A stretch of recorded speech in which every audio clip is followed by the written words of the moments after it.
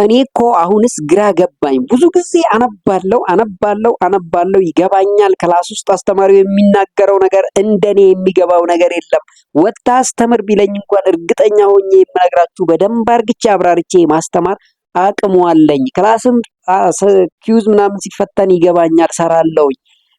ላይብራሪ ገብቼ ብዙ መጽሐፎች ሳገላብጥ ለኔ የሚከብደኝ ነገር የለም። ትምህርት በደንብ ይገባኛል። ነገር ግን ፈተና ስገባ ሁል ጊዜ ነገሮች የተገላቢጦሽ እየሆኑ ተቸግሬያለሁ።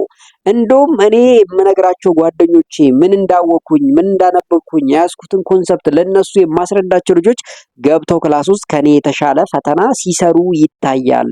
እኔ ፈተና ላይ አለብኝ፣ ውጤቴ እንደነሱ አይደለም። አይችሉም፣ እኔ እበልጣለሁ፣ አስጠናቸዋለሁ የምለው እውነትም የማስጠናቸው ልጆች ከኔ የተሻለ ዩኒቨርሲቲ ላይ ግሬድ አላቸው። የኔ ግን በጣም የወረደ ግሬድ ነው ያለኝ። አሁንስ ተቸግሬያለሁ። ምንድነው እኔ ትምህርቱ ገብቶኝ ፈተና ላይ እንደዚህ ውጤት እንዳይመጣ የሚያደርገኝ እያላችሁ ብዙ ተማሪዎች ራሳችሁን ትጠይቃላችሁ ብዬ አስባለሁ። አንዳንድ ተማሪዎችም ይሄንን በአካል እየነገራችሁ ልጆች አላችሁ። ውድ የአዊኔት ቻናል ተከታታዮች እንደምን አላችሁ? በዩኒቨርሲቲ ላይ ያላችሁ ብዙ ተማሪዎች፣ በኤሌመንተሪ ላይ ያላችሁ፣ በሃይስኩል ላይ ያላችሁ በጣም ብዙ ተማሪዎች ይሄ ችግር ይገጥማችኋል። በጣም ትምህርት ይገባችኋል። ስታነቡ የሚቸግራችሁ ነገር የለም። ወዲያው አንደርስታንድ ታደርጋላችሁ።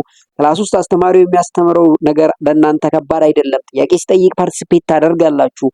ነገር ግን ፈተና ላይ ስትገቡ ብዙ ጊዜ ነገሮች ግራ ይገባችኋል። እያወቃችሁ እያጣችሁ በር ላይ ስትወጡ እንደውም ይሄን እኮ እያወቅኩ ነው ያጣሁት፣ አሁንስ ምን ይሻለኛል? ምንድነው? እንዴት ያለ አስማት ነው እኔ ላይ የዞረው? ያን አእምሯችሁን ስታጨናንቁ ይታያል ማለት ነው። ስለዚህ ብዙ ጊዜ እንደዚህ ያሉ ተማሪዎች ያለባቸውን ችግር ለመቅረፍ ምንድነው ማድረግ ያለባቸው?